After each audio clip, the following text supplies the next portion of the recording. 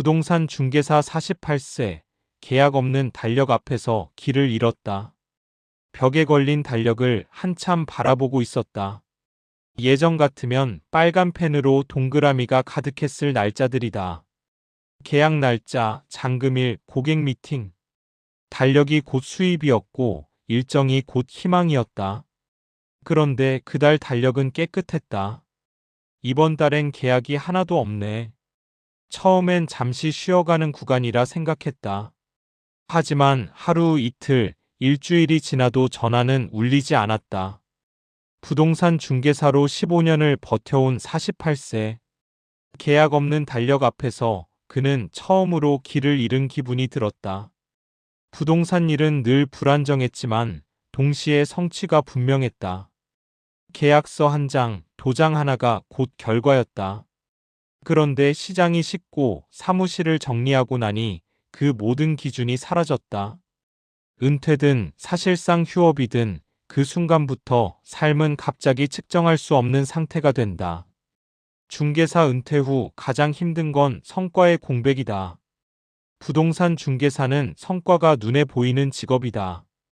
계약 유무가 곧 존재감을 증명한다. 그래서 은퇴나 무직 상태가 되면 스스로를 평가할 기준이 사라진다. 첫째, 달력이 더 이상 말을 하지 않는다. 일정이 없다는 건 수입뿐 아니라 방향이 없다는 느낌을 준다. 둘째, 관계가 한꺼번에 끊긴다. 고객, 건물주, 투자자들과의 연락이 줄어든다. 셋째, 불안정함에 익숙했던 사람이 오히려 더 흔들린다.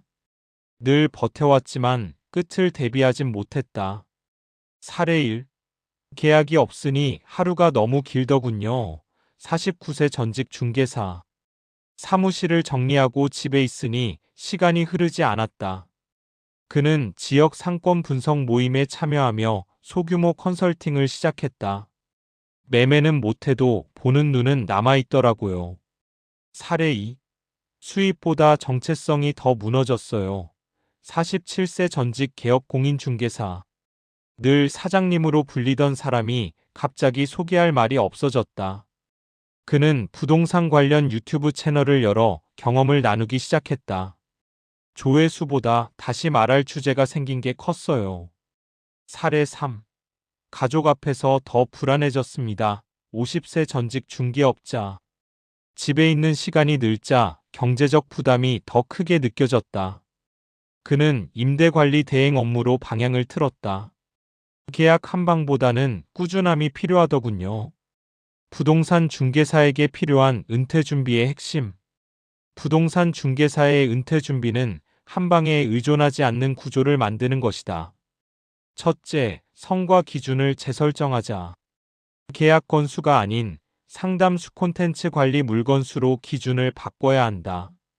둘째, 관계를 느슨하게라도 유지하자. 완전한 폐업보다 연결이 남아있으면 기회는 다시 온다. 셋째, 지식을 축적형 수입으로 전환해보자. 강의, 자문, 관리 콘텐츠. 부동산 경험은 활용처가 많다. 계약 없는 달력이 당신의 끝을 의미하진 않는다. 다만 지금까지와는 다른 방식의 시간표가 필요할 뿐이다. 48세, 길을 잃은 게 아니라 다른 지도를 펼쳐야 할 시점이다.